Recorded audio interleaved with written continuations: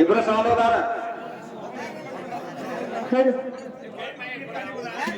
ಸಹೋದರ ಇಬ್ರು ಏಕಂದ್ರೆ ಹೇಳ್ತಾರ. ನೀವೊಂದ್ ಸ್ವಲ್ಪ ಫಸ್ಟ್ ಹೋದ್ರೆ ನೀವೊಂದ್ ಸಲ ಓದ್ಬೇಕು, ನೀವೊಂದ್ ಸಲ ಹೋದ್ರೆ ನೀವೊಂದ್ ಸಲ ಓದ್ಬೇಕ. ಓದಕ್ ಹೋಗ ಫಸ್ಟ್ ಸರ್ ಓದಿದ್ರೆ ಮೈಕ್ ಕೊಡ್ರಿ ಹಚ್ಕೊಡ ಅಂತ.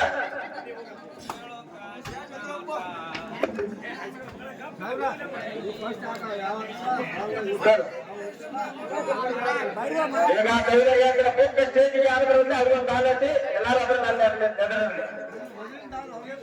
ಅದ್ರ ನಾಳೆ ಇರಲಿ. ಬುಕ್ ಯಾರು ಸ್ಟೇಜಿಗೆ ತೊಗೊಂಡ್ಬರ್ತಾರಲ್ಲ ಅವ್ರಿಗೆ ಫಸ್ಟ್ ಕಾಲ ಹೋದ್ರ ಸರ್.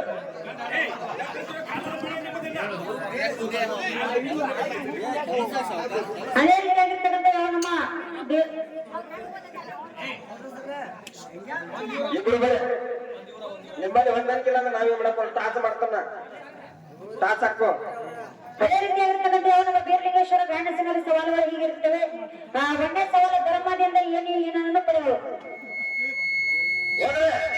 ಅದೇ ರೀತಿ ಶ್ರೀ ಲಕ್ಷ್ಮೀದೇವಿ ಗಾಯನ ಸಂಘದ ಪ್ರಶ್ನೆಗಳು ಇರುತ್ತವೆ. ಸೂರ್ಯನು ಏನೋ ಮಾತ್ರ ಏನೇ ಪ್ರಸಿದ್ಧವಾಯಿತು.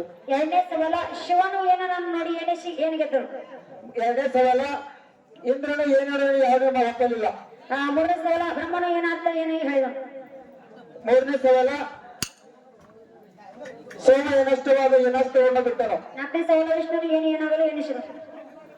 ನಾಲ್ಕನೇ ಸವಾಲ ವಾದೇವ ಏನತಿ ಎಂದು ಹೆಸರು. ಐದನೇ ಸವಾಲ ಚಂದ್ರಕರ್ತನ ಏನನ್ನು ಎನಿಸಿದ ಆಳಿದ.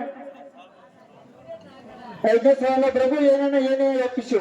ಆರನೇ ಸವಾಲ ಪಾರ್ವತಿ ಏನಾಗಿರ್ತಾನೆ ಹನೆಯಲ್ಲಿ ಏನೋ ಪಾರ್ವತಿ ಏನಾಲೆ ಏನಾರ ಸ್ಥಿತವಾಗಿರುವುದು.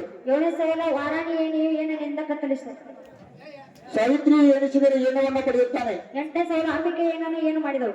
ಸಂಕಲ್ಪ ಏನಲ್ಪವನ್ನು ಆಡಿದಳು. ಒಂಬತ್ತನೇ ಸವಾಲ ಲಕ್ಷ್ಮಿ ಏನಂತ ವಿಷ್ಣು ಆದ ನೀನು ನನಗೆ ಏನು ಹುಟ್ಟಿಸಿ. ಸರಸ್ವತಿ ಏನವನ್ನು ಏನಡಲಿಯಲ್ಲಿ ಅಭಿವೃದ್ಧಿಪಡಿಸಿದನು. ಹತ್ತನೇ ಸವಾಲ ಮೇನಕೆ ಏನಾಗದಲ್ಲಿ ಗೌರವ ಏನಾಗುವ ಉಂಟಾಗುವ ಮಾಡಬೇಕು. ಲಕ್ಷ್ಮಿ ಏನದ ಏನಕ್ಕಾದ್ರೂ ಕೂಡ ಐದು ರೂಪದಲ್ಲಿ ಇದ್ದಳು.